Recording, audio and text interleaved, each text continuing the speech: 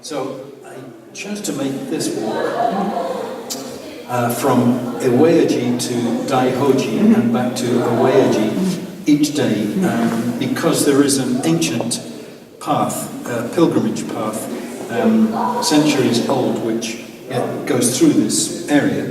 And so I like the idea, I chose to make my walk on an old route, an established centuries-old walking route. So that was my attraction. The fact that it is a pilgrimage route and is related to Kobo Deishi, this is not part of my knowledge. I'm sort of outside of that. I don't go to these places because of Kobo Deishi, because I don't know anything really about this area of Japanese historic culture, and it really is the opportunity to walk on an old path, because not every country has old paths that have been used continuously from the past, running on into the present, because I think after a while it becomes unusual when you think about it. Ordinarily, somebody would.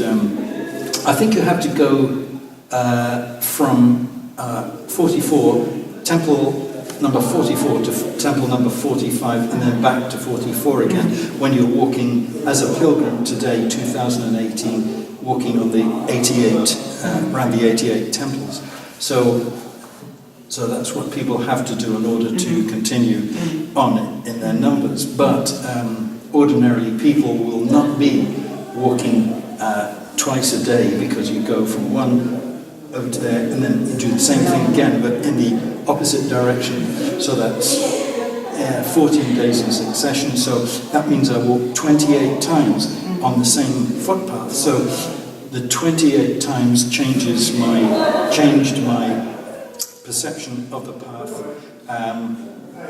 And what happened for me was that in the section when you go from Iweaji up to the top, some people call it a ridge walk, on the top, then there's a very nice path section of a few, not many, but a few kilometers in the trees, and there are very lower down and at this ridge there are some very tall cedar trees, so you have the history of ancient cedar trees and an ancient human footpath. But this one section, which at this time of the year, November, when I made it, there were many leaves inside the path, so it made everything look very, very similar. So after a while, it becomes dreamlike in that you're not sure where you are, because if you do it twice a day, and then after maybe 10 days, this section becomes, and I can easily say this and it's not true, but in fact it is true, that there is a feeling of a dreamlike aspect to it, because it all looks so similar, but it is actually different in each part. So it was a very interesting perception of this section of path which goes on the ridge above Iweaji, going towards Daihoji, but it's only for a few kilometers, very beautiful. So the real reason is this issue of an ancient path from history, and then the history of the path relates to the protection of the Cryptomeria giant cedar trees, and that's well known in Japan that temples have been places where giant trees have been saved, and so we benefit from the presence of the temple in protecting the trees, which we may think of, protecting trees, we may think of it as a contemporary idea, but actually, you know, it is a kind of idea from history as well. We're the ones benefiting, you know, 400, 500, 800 years later.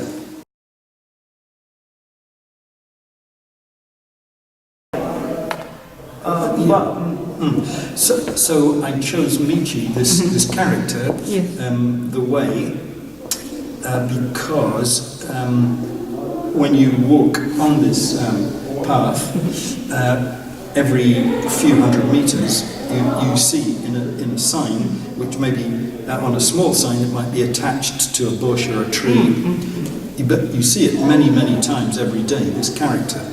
And also I know from previous experience that Michi is the way, and that this is a sort of huge, has a huge kind of implication, meaning not just the physical walking way, but the way of life, and so that's the kind of origin of that. And it is one character which stands for a lot, whereas in English, if you have one letter, there only is a, like a walk. There only is the one letter A, and in this case it's Michi, one character, which has a very big meaning and different kinds of meaning. As I'm repeating myself, but the way of life, or the way of walking on a path.